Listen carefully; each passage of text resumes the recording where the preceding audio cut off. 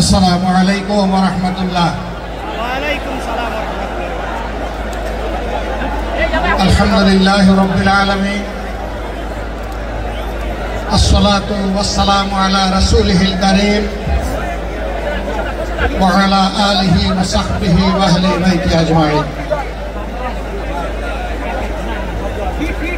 বাংলাদেশ জামাত ইসলামী ঢাকা মহানগরী দক্ষিণ এবং উত্তর কর্তৃক আয়োজিত বাংলাদেশ জামাত ইসলামের তৎকালীন ভারপ্রাপ্ত সেক্রেটারি জেনারেল, বাংলাদেশের সবচেয়ে বড় মজলুম জননেতা জনাব এটিএম আজহারুল ইসলামের মুক্তির দাবিতে আয়োজিত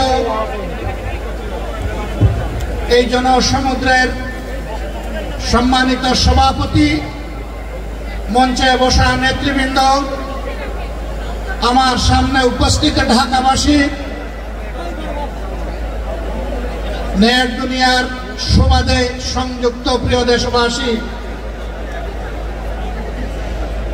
আমি মহান আল্লাহ রাব্বুল আলামিনের শুকরিয়া আদায় করার পাশাপাশি অত্যন্ত বেদনা ভারাক্রান্ত মন নিয়ে আজ আপনাদের সামনে হাজির হয়েছি। আপনারা সাক্ষী, 2009 সাল থেকে শুরু করে 2024 সালের 5ই আগস্ট পর্যন্ত বাংলাদেশ আওয়ামী ফ্যাসিবাদের কবলে ছিল। ফ্যাসিবাদ প্রতিপক্ষ সংগঠন হিসাবে তার প্রথম হিংস্র থাবাটি বিস্তার করেছিল বাংলাদেশ জামাতে ইসলামের উপর। সকল শীর্ষ নেতৃবৃন্দকে এক এক করে তারা বন্দী করেছিল। প্রথম দফা বন্দী হওয়ার পর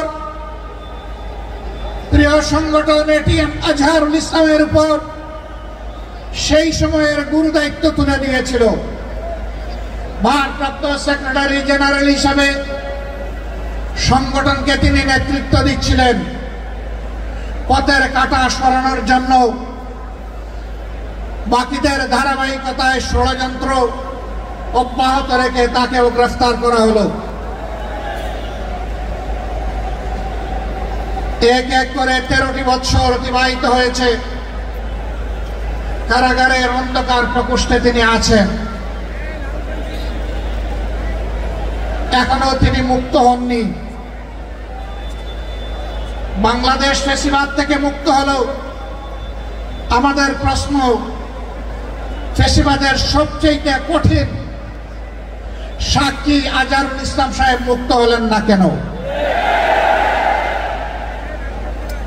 কোন জিনিস তাকে এখনো আটকে রাখতে বাধ্য করেছে?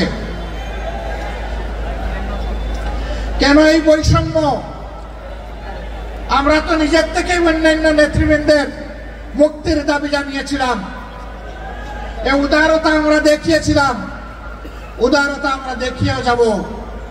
কিন্তু আজহারুল ইসলাম সাহেব কবে মুক্তি হবেন সুস্পষ্টভাবে জানতে চাই সরকারের কাছে। আমরা তো চাইনি, কল্পনাও করিনি এইভাবে আমাদেরকে রাস্তায় নামতে হবে প্রিয় আজহার ভাইয়ের মুক্তির দাবিতে। আমরা বাধ্য হয়েছি। আমরা স্পষ্ট বার্তা দিতে চাই, তার মুক্তি না হওয়া পর্যন্ত এই সমাবেশ প্রথমও নয়, শেষও নয়। সমাবেশ, বিক্ষোভ, আন্দোলন অব্যাহত থাকবে।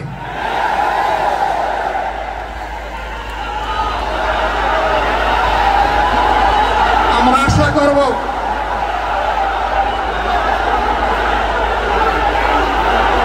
আশা করব সরকার শুভবুদ্ধির পরিচয় দেবেন। এক এক করে বাড়তি মজলুমদেরকে যেভাবে মুক্তি দিয়েছেন,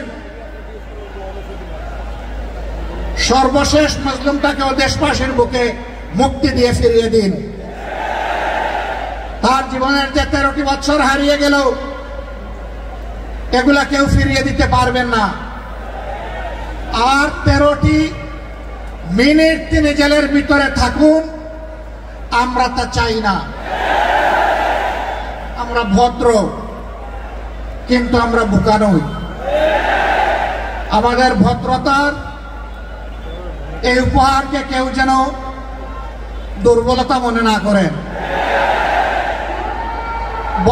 ভদ্ররা যখন শক্ত হয়, তখন কি পরিমাণ শক্ত হতে পারে 15.5 বছর তা বাংলাদেশ দেখেছে। আমি কারো কথা বলবো না, কে কি করেছেন, কোথায় আপোষ করেছেন করেন না, এটা আমার সাবজেক্ট না। কিন্তু মহান আল্লাহর পর ভরসা করে মহান আল্লাহকে সাক্ষী রেখে বলছি 15.5 বছর মহান আল্লাহর দেওয়া শক্তির কারণে, মহান আল্লাহকে ভয় করার কারণে বাংলাদেশ জামাতে ইসলামী কোনো অপশক্তির কাছে কখনো মাথা নত করেননি। জীবন দিয়েছে, আপোষ করেনি।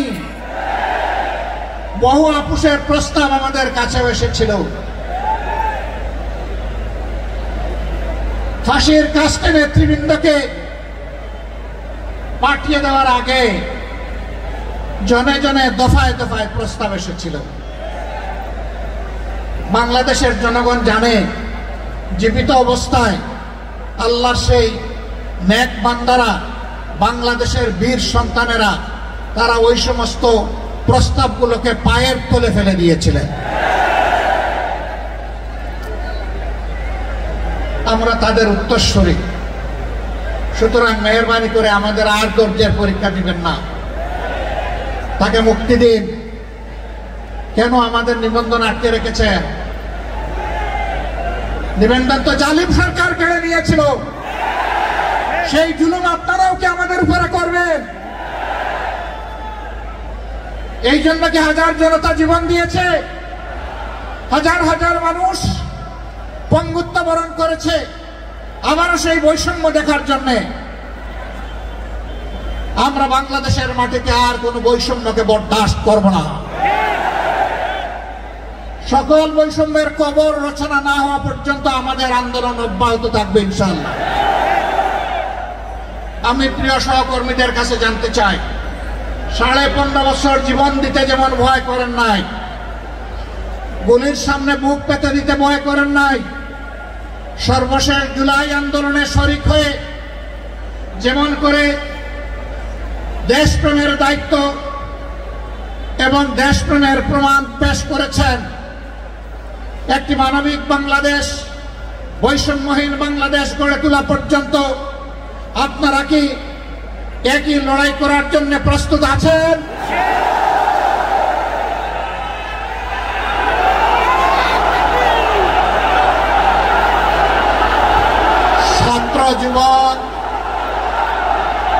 ছাত্র যুবক বন্ধুদের কণ্ঠে কণ্ঠ মিলে বারবার বলতে চাই,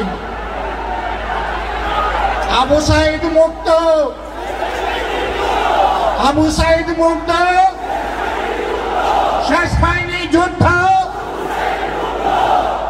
এই যুদ্ধ চলবে ইনশাআল্লাহ। আমাদেরকে মেহেরবানি করে কেউ নতুন করে আর চোখ রাঙাবেন না। ফ্যাসিবাদের ভাষায় কেউ কথা বলবেন না, কথা বলবেন রাজনীতিবিদের ভাষায়। আমরা ওয়েলকাম করব, অভিনন্দন জানাবো, সমালোচনা করবেন, চুমু দেব, কিন্তু চোখ রাঙাবেন না মেহেরবানি করে। এই সংগঠন কারো চোখ রাঙানোর পরোয়া করে না।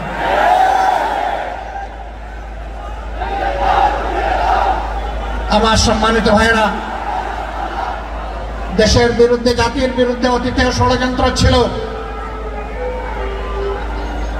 ফ্যাসিবাদের পতনের পরেও ষড়যন্ত্র অব্যাহত আছে। এক এক করে আল্লাহ তাআলা সকল ষড়যন্ত্রকে ব্যর্থ করে দিয়েছেন। আমরা আশাবাদী, একটা ঐক্যবদ্ধ জাতি আগামীতেও সকল ষড়যন্ত্র আল্লাহর সাহায্যে ব্যর্থ করে দিবে ইনশাআল্লাহ। তাই আমার শেষ আবেদন, আসুন দল মতের ঊর্ধ্বে উঠে আমরা সব ধরনের ফেসিবাদের বিরুদ্ধে আমরা রুখে দাঁড়াই। আল্লাহ রাব্বুল আলামিন আমাদের ভাই এটিএম আজহারুল ইসলামকে অবিলম্বে সসম্মানে আমাদের বুকে ফিরিয়ে দিন। তাকে মুক্ত বাতাসে শ্বাস নেওয়ার তৌফিক আল্লাহ তাআলা দান করুন। আমরা বিশ্বাস করি আসমান জমিনের মালিকের ইশারাই সর্বোচ্চ ইশারা, তার ফয়সালাই চূড়ান্ত ফয়সালা। আমরা মহান রবের দরবারে সেই ফয়সালা কামনা করছি।